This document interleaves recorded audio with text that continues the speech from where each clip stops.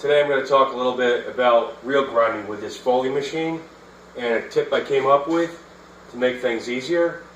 A lot of people take off the front roller and put a set of bolts in for these holders, and it works great because it takes the roller out of the way of, it's blocking your view basically, and when you're trying to set it up, move things around, bring the stone in, it just makes it a lot harder to see what you're doing. So a lot of guys, and when I was trained by someone how to use this machine, they showed me to use the bolts in place of the rollers, so they only stick out X amount of distance and you can see what you're doing. Now the problem is the carriage or the cradles that hold it, and I'll take a zoom in a second to elaborate on that. It's harder to set it up because they don't want to center up, so we'll take a look at that now.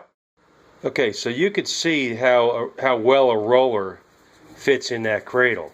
I mean, the cradle's perfectly cupped and the roller is round and it wants to go right in the center. Okay, like I said, a lot of guys like to use the bolts, and the thing is, it just really doesn't want to sit nice and centered up.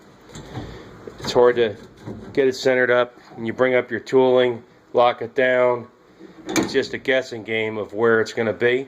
So the idea I came up with is using the ends from a roller, and you'll see in the next clip of how it worked. Okay guys, now here's what I did here. These are made from the ends from the two ends from a roller. This off of the Jacobsen reel here. This is a roller where the end is falling apart. So I popped two of them out, one on each side, use two on an end, and then I'm using these drill bushings. It took me a while to find this, but it's got about a 5/16 hole in it.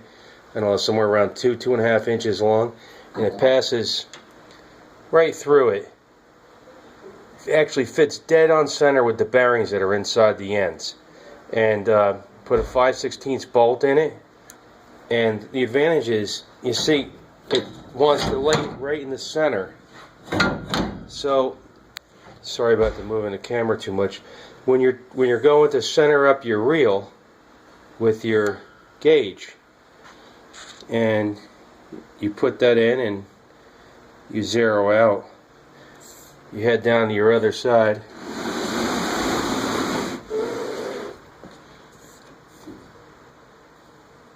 send it back in.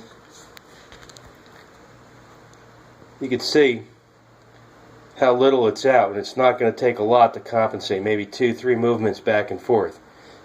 A lot faster than with the bolts in the center.